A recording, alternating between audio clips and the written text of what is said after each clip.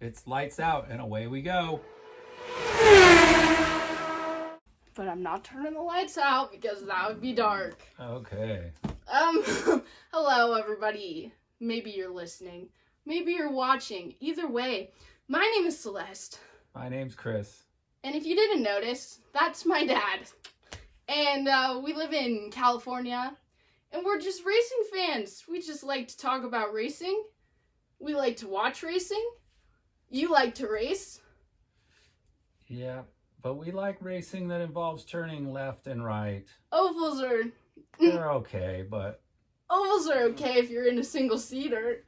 Anyways, let me just get to know you a little better, okay? I'm a college kid, first year, 2020. It's not great. Emotionally, I'm a college kid. Physically, I'm still in my bedroom, Distance learning. Distance learning. Racing is, what I want to do with my life. It lives in my head rent-free all of the time. And so why not make that into my career? I want to go and do, promotions. We don't know. Zach Brown, if you're watching, nice to meet you 10 years in advance, maybe. So, we're not going to be seeing you at Monaco driving. Me? We might see you in Monaco interviewing Commentating. or supporting Lando or someone. Yeah, the thing about me is that, personally, you could tell me what a piston does. You could tell me as many times as you want, and I'm just not going to remember. It's not because you didn't do a good enough job explaining it. It's just because it doesn't stick in my brain cells, Instead, I do like the drama. I like the human aspects of racing. The fact that, it's the top of the top. There's all kinds of shady business happening that as fans we don't even know about. Well, when I was young, a lot of racing, including Monaco, by the way, was on this thing called ABC Wide World of Sports. And in the beginning, they always said the thrill of victory and the agony of defeat. And I remember that.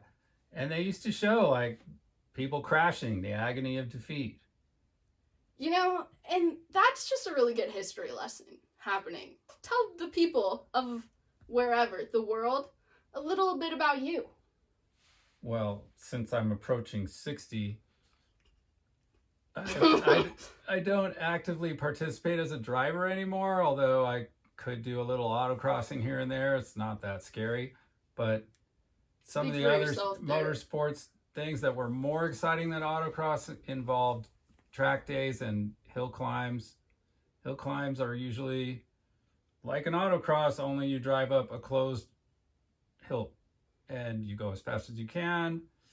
Hopefully you stay on the pavement and live to race another day. So hill climbs were some of my big successes, with holding a couple hill records for a little while. Go ahead and give yourself a shout out. Where's your record at? Hoopa hill climb.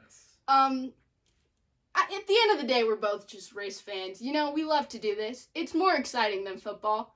No offense to any football fans. Either version, if you're in the UK or not. But together we are, say it with me here, unqualified.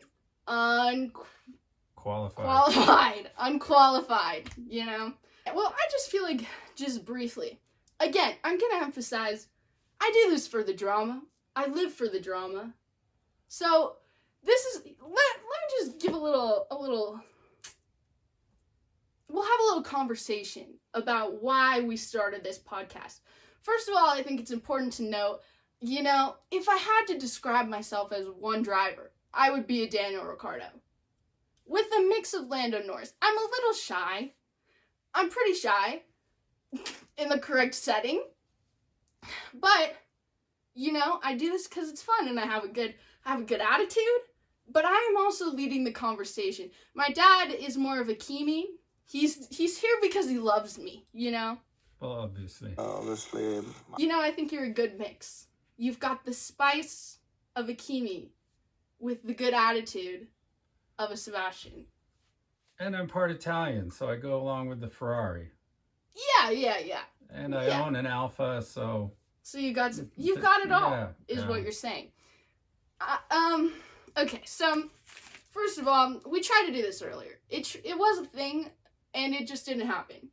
Wrong place, wrong time. Well, same place. We're in the same place, but it was the wrong time. But here's what really is going on. Okay, there's do you know? Have I ever told you about Noel Miller? No. That's because his content is not dad friendly. But I love Noel Miller and I love Cody Co. And together they make great content. They're YouTubers and streamers.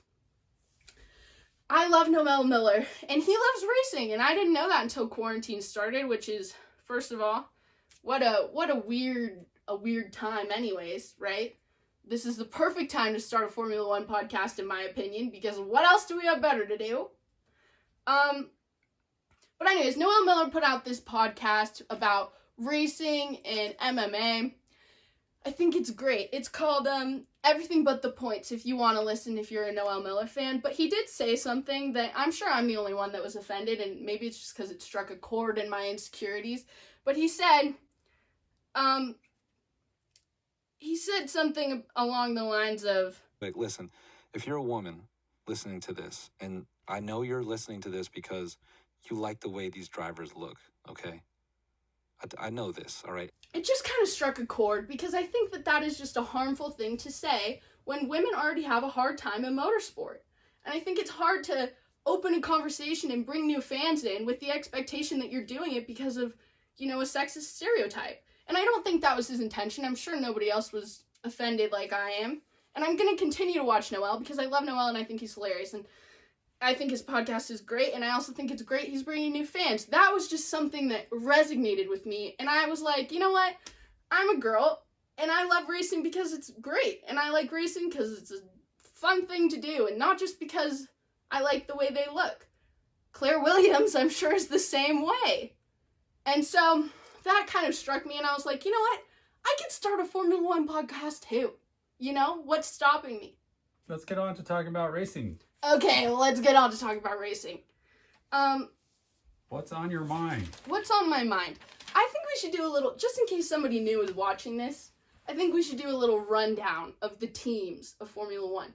And we'll just give our honest opinion. We'll be very transparent about it all. We'll tell the people exactly where we're aligned so that when we go over this drama that'll come up later in the episode. Okay, now this is going to be brief? Yeah. We'll just run through it, Okay. Call it a hot lap. Today's Friday on a Silverstone weekend too. There's a lot has happened, and if I don't do this now, a lot more will happen. So I'm going to be brief, but this is how the points in the teams stand as of this exact moment. Things could change. I don't even know if they have taken into a point that Racing Point has been booted down the line. Okay, we're starting with Mercedes. The drivers are Valtteri Bottas and, of course, Lewis Hamilton. Just give your honest opinion. Tell me what there is to know about Mercedes. Well, Mercedes has obviously technically made the best car. There's no question. No question. You could swap some other drivers of equal or close to equal talent to their current drivers, and they would be turning similar lap times. Mm-hmm. They're fast. And they've been fast for a while now. I looked up the year, but once again, we're unqualified, so I didn't write down the year. There's a classic saying in racing, horsepower equals dollars, how fast you want to go, how much you want to spend. Mercedes, obviously has pretty much unlimited resources, development of that engine and the reliability of their engine. Compared to some other teams that we won't mention their names, that engines are not as reliable. Ferrari. So Mercedes, when you have the best of everything, including, and the organization is unbelievable. Yeah. And then they have talented drivers. Yeah, okay. I'm going to be straightforward. I'm going to be honest. Lewis Hamilton is not my favorite. I wouldn't call myself a Lewis Hamilton fan. However, and I'll only say this once, there's no question he doesn't have talent. There's no question that he's not good at what he does, or else he wouldn't do what he does. And he wouldn't be a 5-time world champion, probably 6 this year. That's just my prediction. Yeah. And Valtteri Bottas, I think he's great too, and I think that we'll talk about it with Red Bull, but I think that if the resources were necessarily equal, we'd see a more equal result because that car is fast. Speaking of Red Bull. He eats his porridge. Power of porridge. Speaking of Red Bull, let's move to Red Bull. Drivers are Alexander Albon and, of course, Max Verstappen. I totally respect Max. Even though he is the son of a famous F1 driver, he has not fallen back on just, I'm the son of an F1 driver. Yeah. He shows extreme talent, drive, willingness to take chances. He pushes his car and himself. You watch him catch it when he's in the wet. The guy's talented and he's pretty fearless. Well, with that being said, I think that Red Bull, again, was a world championship winning team, I should say, and they want to get back there, and they're limping back there. I think that they're doing fine, although as the points stand, they have 78 points and Mercedes has 146, just for context. But I think Red Bull has every facility, every driver to get to that point. In all fairness to Alex, I think that it is a case of the Max Verstappen show at Red Bull. And I feel for Alex just because I really like the guy. I like what he does. I like who he is as a person, how he presents himself, and I think that he has a lot of potential, and I think he has a great attitude. I wish that the resources, again, would be equal because I think Alex can win just as many races as Max. Well, and I think part of it is about seat time. Alex has not learned the Red Bull car as well. Max is like, he's willing to take what's given and make it work. Yeah, and I think Alex is more of the driver, like, let's make it work for me. Well, I don't know. In some ways I agree, in some ways I disagree. I think that I would agree more with that if Red Bull was more patient with their newer drivers. Well, yeah. If Christian Horner was not so maybe it's not just Christian, I'm sure it's the whole team. If they were more focused on, okay, how are we going to prepare this driver to be good in our car, and not just how are we going to throw a driver, we're just going to throw Alex into a brand new car that he's raced in for half of his season and expect the best and not even give him full power. When you have a driver who's saying, why am I not getting full power? I think that's a red flag, and I think that reflects badly on your team. Just from a PR point of view. Okay, next up, I'll cover this one, okay, is McLaren. McLaren's my favorite team. I'm not even going to try to hide it. Lando Norris is my favorite driver. Once again, I love who he is. I think he's a great guy. I think he's a team player. I will be completely honest. I am very much not a fan of billionaires, and I recognize that Lando is the son of a billionaire, but you'd never know it. In fact, I didn't know it until I looked on Wikipedia.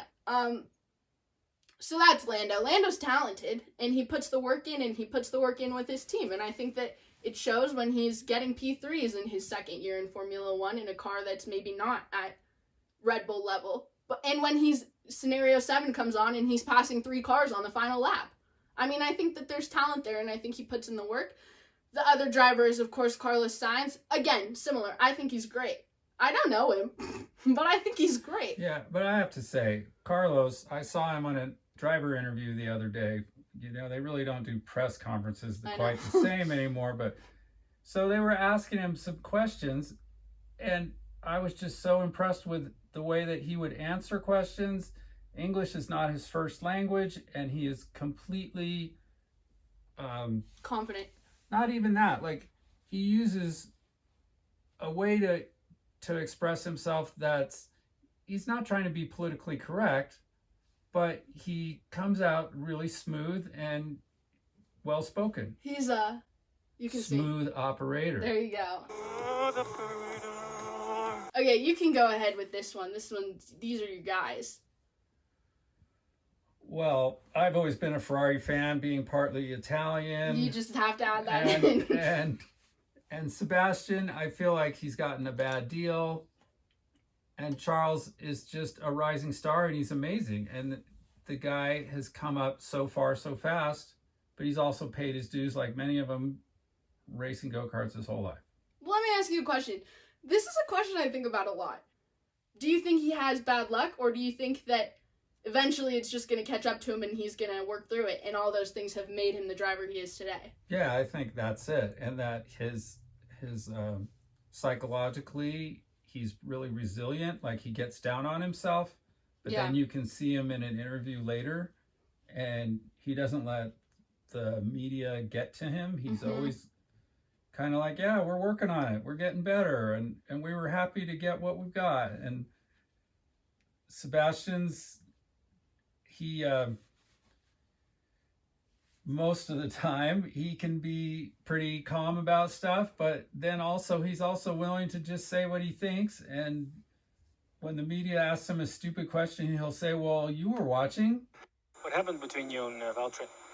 You didn't see? I saw it. So why you ask? Yeah, let me tell you what I like about Seb. I think, he's a racer, and he's not in it necessarily because of the paycheck. Similar to Kimi, we can talk about Kimi in a minute, more of a minute than you think, but I think he's a racer, and he does it because he loves it, and that's who he is, at heart. And he's also cool. He has a good attitude. He's good for media. He's a good team player until things aren't going exactly his way, and then I think sometimes you hear about it. Yeah, but he also has a sense of humor too. Oh yeah. So, yeah, and I think he should be respected for the achievements that he's come through. And I think right now Ferrari's struggling as an organization, and that's one of the contrasts with Mercedes. Yeah, they do. They are hyper organized there. Yes. Okay, next up is the team that has been making waves this season, even though we're 5 races in or whatever, but it's Racing Point. And, there's all kinds of stuff we can talk about, but our drivers are Lance Stroll and, at the moment, Checo Perez / Nico Hülkenberg. Yes. What do you think? What are your thoughts about Racing Point? Well, Racing Point is kind of like a development team for Mercedes, right? I would say so. They're running the Mercedes power unit, and maybe the Mercedes car. That we need to blow on the brakes a little bit for the brake ducts.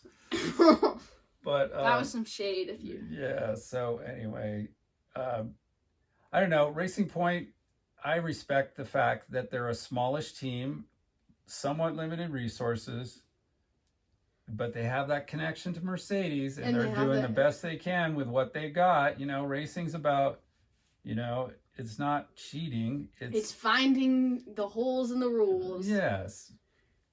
I think, I'm going to tell you my opinions on Lance Stroll and Checo Perez, and eventually later we'll talk about Nico. But I think Lance gets a lot of crap because a lot of people say that he's a pay-to-play driver. And I think that if he was just a pay-to-play driver, he wouldn't be getting podiums, and he has gotten podiums. I think he's got to have some kind of talent. Yeah, anyone who can sit in an F1 car and complete a race and stay on the pavement, there's some talent just to do that, just to complete the race. And I think that I wish that he had a different name as his dad did. I wish so badly so that he could just be disconnected from that so that he can make his own narrative.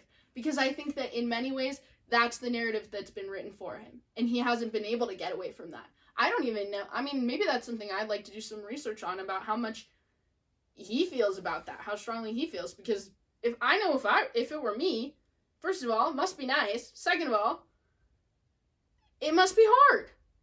And Checo Perez, I think, is the opposite. Where Checo, I don't know a whole lot about Checo's past, but Checo has a huge following in Mexico. And I think that he's deserved it. He's bounced around from teams. He's raced his hardest. I think he's a good guy. He's got some rough, up and down luck this season. But I'd love to know where he'll be next year. Moving on. Renault. Yeah. Well, I have to say, Daniel Ricciardo. I know, we do like to say that because we're Italian. He's a great personality. He makes the best of whatever hardware he's sitting in. He's a racer. Yeah.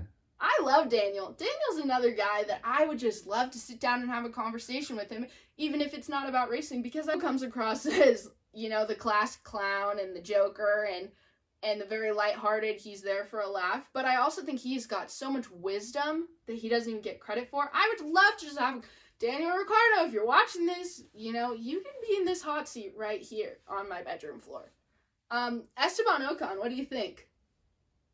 Well, another, you know, paid some dues, came up, and to end up in an F1 seat, not in a top team, but still a good accomplishment to get to where he is.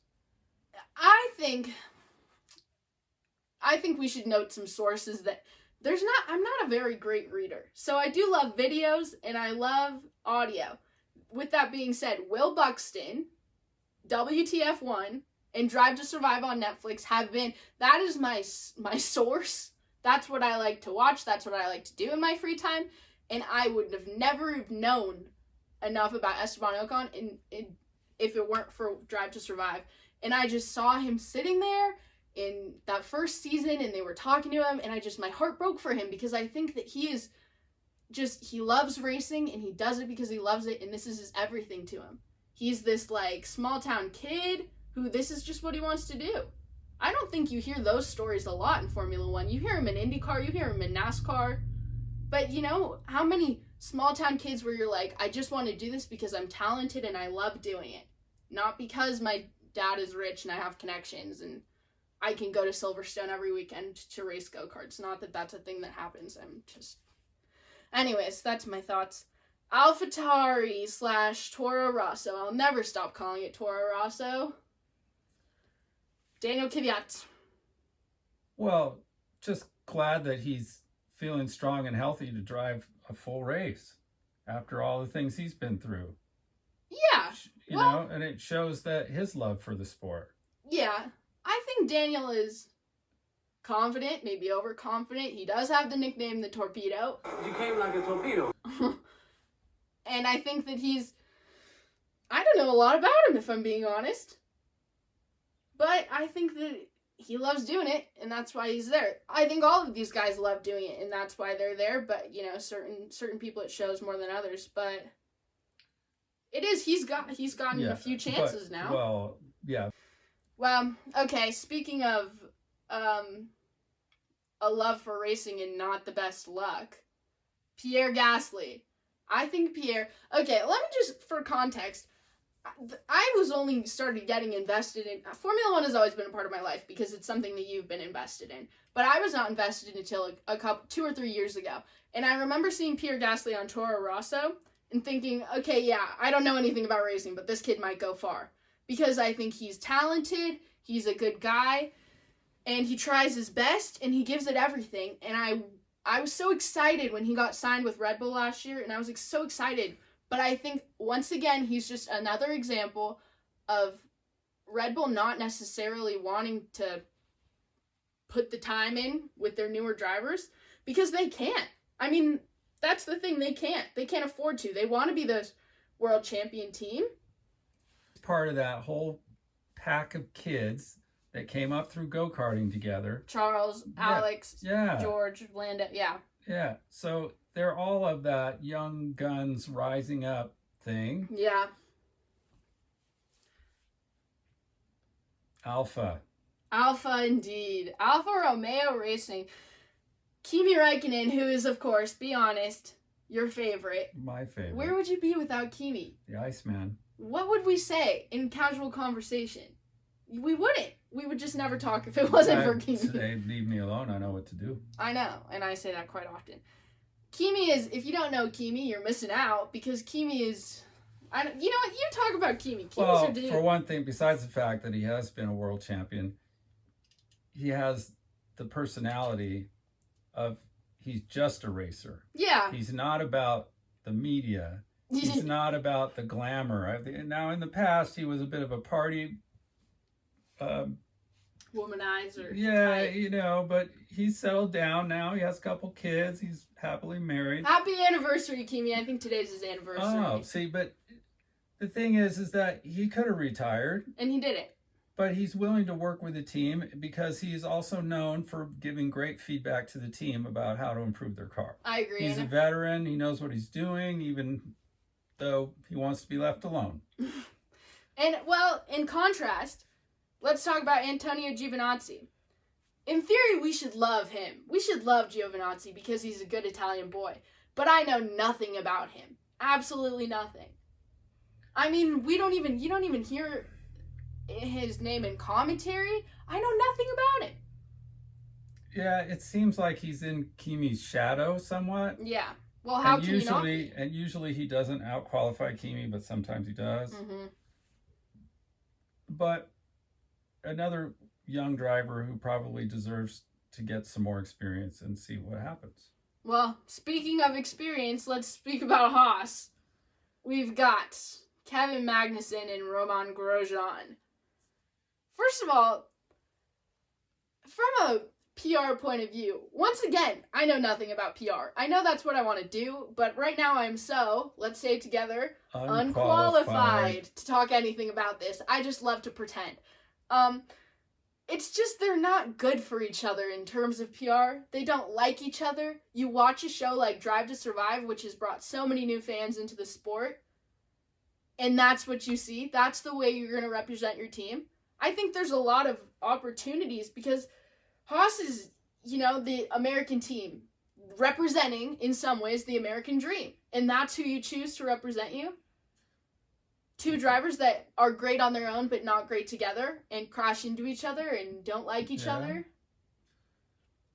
Well, wouldn't it be amazing if they got, I don't know, Alexander Rossi in one of those seats? I would love it. Do you have anything to say? I will talk about Kevin Magnussen for a second. I was listening to Formula One Beyond the Grid, his episode, and they were talking about his dad. He was a teen dad. Kevin kind of didn't necessarily grow up being the priority in his dad's life in the beginning because his dad was racing in Formula One. And, this is a sport that takes everything. But yet Kevin was racing. And I think Kevin has a really good story. And I think that he may be reckless at times, but I also think he's some talent. And there's a reason why he's been in the sport as long as he has been. And I think Romain... I don't have so many great things to say about Romain just because, to me, he's kind of like, in my mind, I'm sure he's a great guy. He has a cookbook with his wife, which is just, I could flame him for multiple reasons on why that's maybe not my favorite thing. But, I don't know if this is what he wants his life to be. I don't know if this is how he envisioned things to go. Or maybe he would be a better fit in a endurance championship or something, more sports cars. And for one thing, the wheels are enclosed, so when you rub against the wall, you don't necessarily break your car. Yeah. Well, yeah, I'd like to I think that'd be really interesting. We can talk more about that later because I think that's a good starter. But let's finish it off with Williams. First of all, shout out to Claire Williams. I think she's a great lady, and I think that she pours everything into her team. She knows what to expect, but she doesn't let that stop her. She doesn't quit. And I think that says so much about her dad and her legacy and the fact that she wants there to be a legacy. Let's talk about drivers. Nicholas Latifi and George Russell. I think that was strategic for them to put two racers who can develop that car and to have future teams. I mean, obviously, George Russell is Mercedes' golden boy in the future. The next Lewis Hamilton, if you ask me. That's just my prediction, everybody. George! I think that was smart. I don't know a lot about Nicholas Latifi, but he seems like a good guy. And I respect him for getting in there on what, it's pretty widespread belief that that's the worst Formula One team. And he got in there and he did it anyways. Entry level. I think once again, I know that he has money, or his parents have money, and I think that there's some pay to play once again. I don't know a lot about him, but I've heard that. But I think that, obviously I did do some Wikipedia research in the past, and he has won in lower level series. He has made his way up. So I'd love to see where he goes. George, I also would love to see where he goes. I think once he gets into a Mercedes, he's going to be good. He's going to be fast. He's shown that he can qualify fast. You know, the car is not competitive necessarily, but I think that, you know, 10 years from now, we'll be saying George Russell will have a different story. And that's that. Let's talk about drama, shall we? Let's get a little gossip going. I've written down on 2 sticky notes, bright pink, just so that you can see them in your old age, some things that have happened this week. Because, once again, it's Friday, it's the beginning of a race week, but, of course, we waited to do this until now, because that's just who we are. But, let's talk about Nico Hülkenberg. Say your thoughts. Well, I think he's doing an amazing job. They just dropped him in there. Here's your super license. Here's your seat. Let's go. If you don't know, it's because Checo Perez, of course, driver for Racing Point, has COVID, which is a good reminder to me that these drivers are human beings and they're not superheroes and they get sick. You don't hear that all the time until Lewis Hamilton is complaining about it on Drive to Survive and using it as an excuse of why he crashed. Anyways, you're right. Yeah, he got in there, he did a seat fit, and he drove his way up. Nico, I have a lot of respect for Nico. First of all, he's a champion. He's a Le Mans winner. And I think that he's one of those, in his own words. He just thought he was another German without a podium. That's what he thought, right? But I think that he so has the potential to, and I hope, I'm putting it out into the universe that this weekend, Silverstone, he will get his chance at having a podium, a second chance. Because I'd love to see Nico back in Formula 1. Nico is, once again, a racer who cares about racing. And he's also known as the Hulk. He is the Hulk. And I think that, while I can't wait to see what he does in other series, I already love seeing what he does in other series, he has a chance in Formula 1 to make himself better, and, you know, that seat is up for grabs. There is a seat open in Racing Point, and what will happen, we don't know, but I hope Nico will be back. Well, they can at least save the seat that they made for him in case he needs to use it again. Yeah. Well, while we're on the topic of Racing Point, what do you think about the penalties? Because I have some thoughts, I always do, but... Honestly, I don't think they should have penalized him. You don't? I think if they were going to do that, they should have done it from day one. You don't let him run the brake ducts up until this many races and then go, oh, we're going to penalize you now. Yeah, but wasn't it because the protests weren't necessarily clear enough that that was the exact part that they had to, that they were Yeah, protesting? it was a technicality, but my point is, it's just like, just drop it. Yeah, I disagree, and I think it's because I'm a little biased, just because I really loved seeing how competitive McLaren is this season. And my only thing is, I think, so basically, let's talk about the penalty. The penalty was a €400,000 fine, which could take me through college twice around, at least. And, you know, they dropped them in the points, so now that they're in 5th place, they dropped them however many points. To me, I think that they should have made them take it off the car, because that's confusing to me. Because the car, it's still gonna, and Zach Brown said similar things, so I know I'm justified in saying this, because my best friend Zach Brown said similar things. It's confusing from a fan point of view that they're gonna let them keep that piece on the car and continue to race with it, yet, and they're still gonna penalize. You know, I feel like, instead of fining them, instead of taking away those points, because those drivers earn those points, they should just take it off the car. And, you know, once again, I'm unqualified. I don't know what it takes to take a brake duct off of a car. Well, yeah, but they'd have to put something else on. They can't run it without... Well, why not put the one from last year? Oh, you got a point. They could put the one from last year. That's my only thing. With that being said, I do love seeing another team getting up into the mix, because Ferrari has just not been their season, and it might not be next season either. I guess what I would say is, so great, you have a high-performing brake duct, but is that really letting you qualify faster? Yeah, is that really what's doing it? I mean, it? Is it really making that much difference over a race pace? Mm-hmm. Maybe a tiny fraction, but yeah. Yeah, I don't know. While we're on the topic of Racing Point, there is a seat open next season, 2021. Sergio Perez has a contract until the end of 2022. It's going to be expensive and it's going to be bad for their fan base if they buy Sergio, in my opinion, if they buy Sergio out, because Sergio has a huge following in Mexico. Lawrence Stroll obviously owns that team, and Lance is his son, and I think that Lance doesn't have a contract.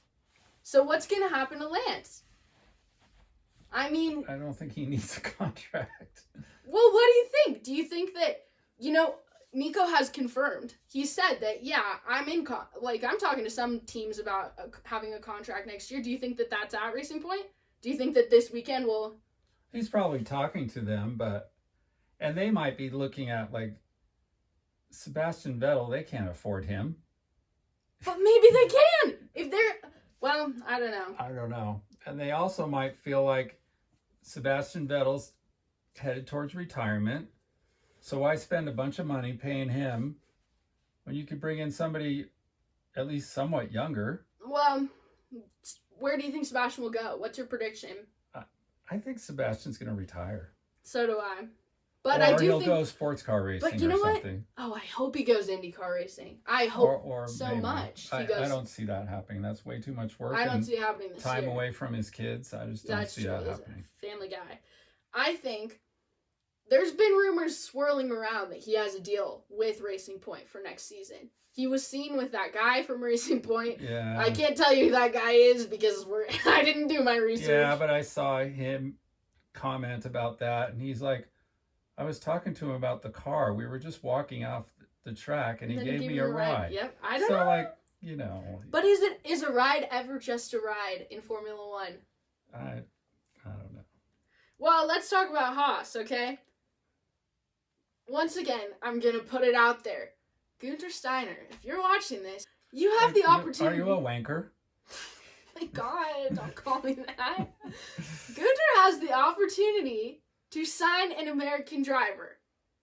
Be it from IndyCar, be it from sports cars, we don't know. If it were up to me in Celeste's dream world, it would be Alexander Rossi. We can talk more about Alexander Rossi in another episode, but that's who I would put in there.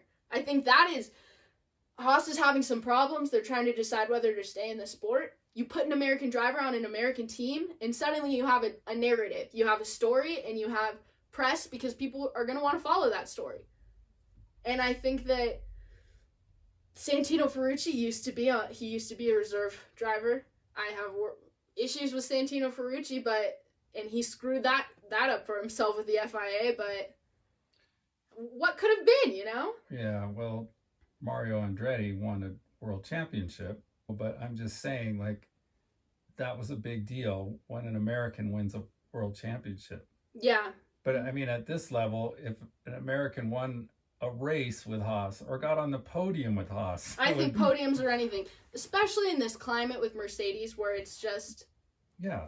Yeah. I don't know. But I think Haas is also one of those teams that's racing on a budget. Yeah, I agree. And I think that, we can talk about this another time too, the difference between Formula One and IndyCar. Because I think that is a difference. If Haas would move their team from Formula One to IndyCar, I think that it would be a completely different opportunity for them. I mean, I don't know. Let's talk about Alex, because Alex doesn't have a contract at Aston Martin Red Bull Racing next year. But Max does. Of course Max does. But what do you think? Well, if it was up to me, I would say keep him there. I would too. He's invested some time. But I think the rest of the season's going to show for sure. If he gets some results, then it would be more likely that they would keep him there. Here's my problem with Red Bull. And if it wasn't for Drive to Survive, I wouldn't have this problem. But I think that Aston Martin is related to spies, right? James Bond. That is the vibe I get. They're sneaky. They remind me of the CIA, where they go around and they say one thing to the media and they paint a picture, and then as soon as cameras are rolling for a Netflix documentary that several people are going to see around the world, it's a different story. The way that episode with scraping Gasly's name off of the scoreboard, and it hurt you because you saw the way that Christian Horner acted in front of Pierre Gasly, where he was saying, no, you'll be fine. You'll be back here. Don't worry. You're safe. We're working on it. And then he wasn't. Suddenly his name was off of the scoreboard and they were taking pictures of Alex Albon to replace him on a poster. To me, that was like, it's just sneaky and it's slimy, in my opinion. Because I just want everybody to be friends and hold hands. Yeah, this is competition. This isn't about being friends. I know. But in Celeste's magic dream world, I will say that Christian is often willing, in the middle of the race, the commentators will go, hey, Christian, what's going on down there? And he'll talk on the radio about stuff that's going on. Yeah, you don't see Toto Wolff doing that. Not usually, no. That's a good point. Alfa Romeo currently doesn't have any drivers confirmed. What do you think will happen there? Kimi? You think Kimi will stay in it? I think Kimi's going to retire. This year? I think it's likely. I think he'll wait another year because this is a weird season. Yeah, maybe. I don't know. I did want to talk about, let's talk about Daniel. Renault has not been the quickest car in a hot minute. And today was, I understand it's practice, but Daniel got out there and he was quick. Yeah, well, wouldn't it be interesting if Daniel went to Racing Point? Daniel is confirmed for McLaren. Thank you very much. I will keep that together for... Yeah. That's my dream team in Celeste's dream world. I don't know. I think he'll do well at McLaren too, but... Just from a PR point of view here, and a press and an outside view, Daniel and Lando will be the perfect press package. Because they're both, jokesters. They both have that reputation. Good point. Yeah. That's going to make McLaren look great. Zach Brown, my buddy, Zach Brown knew what he was doing, I think.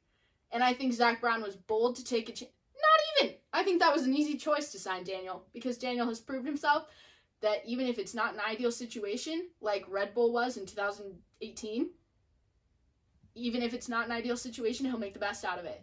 I think right now, getting P3 in Friday practice, free practice. I always say that, but it's free, really.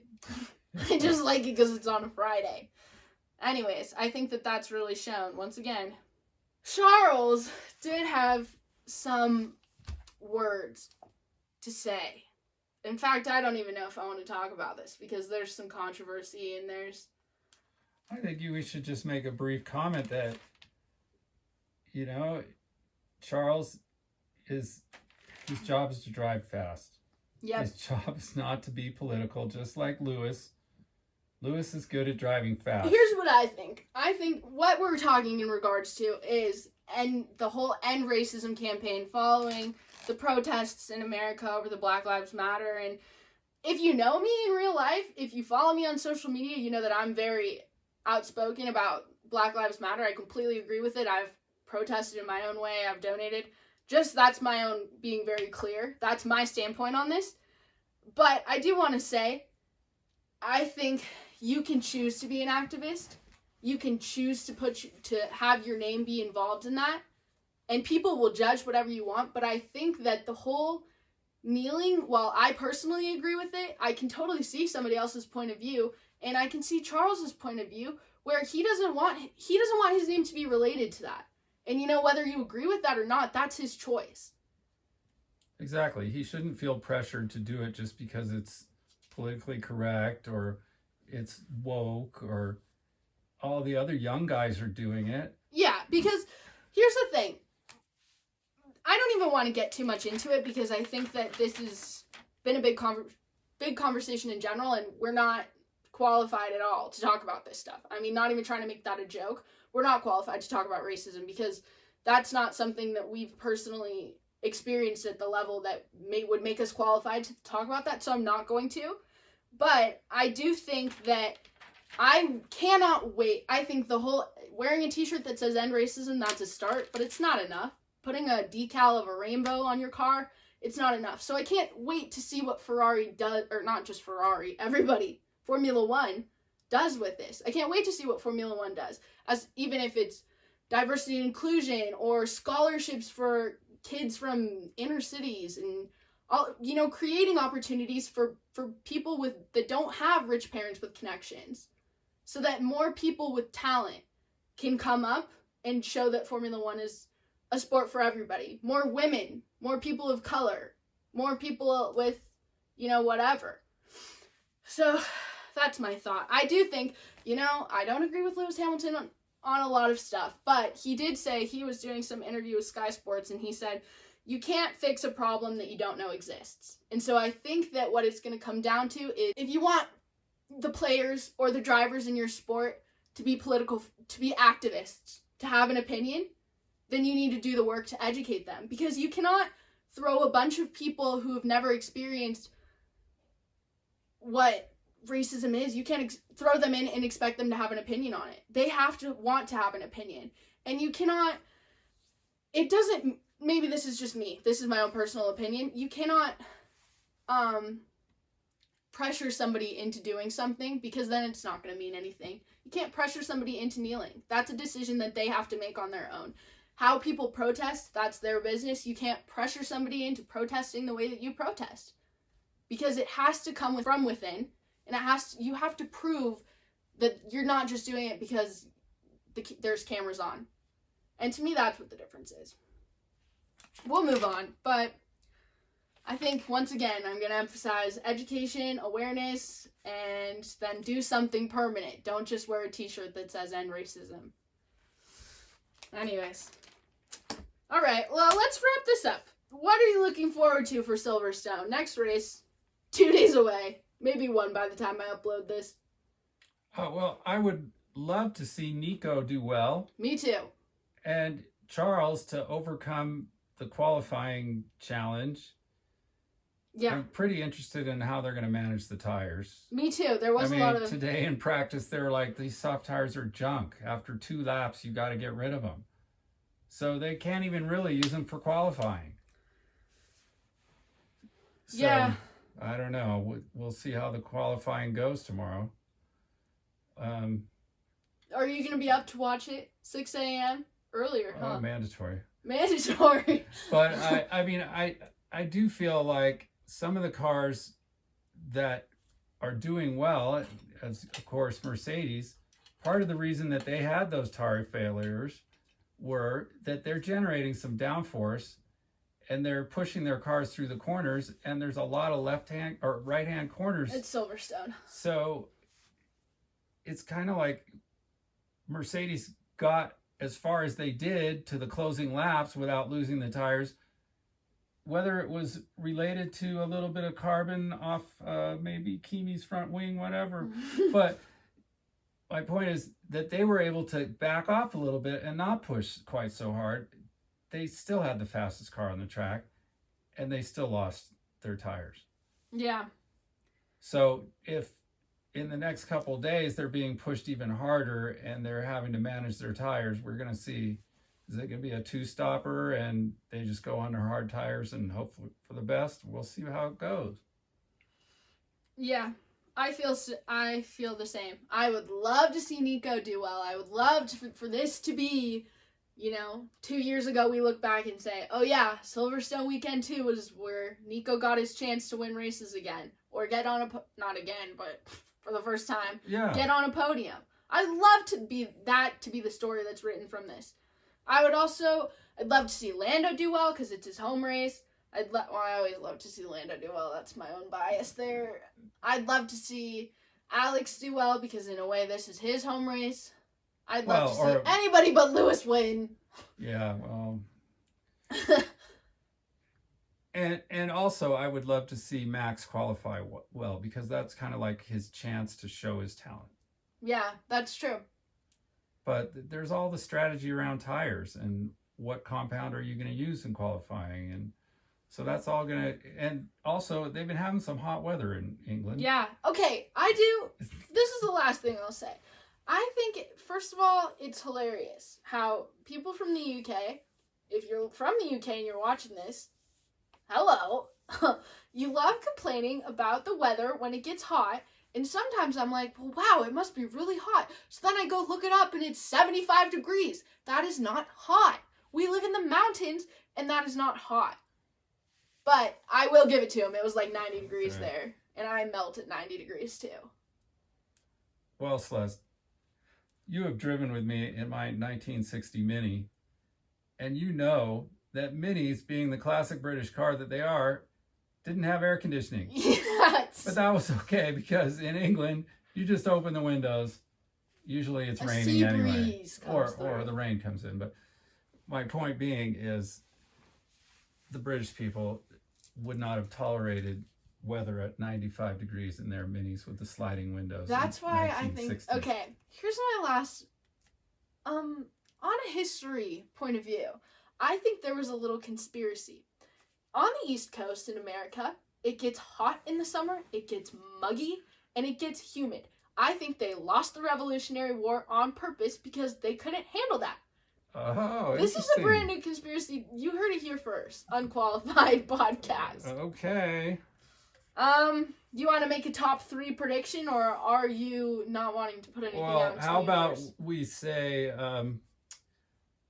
any cars that are not silver? Well, if you started all the cars that will finish behind the silver cars, I Pink, still say, orange.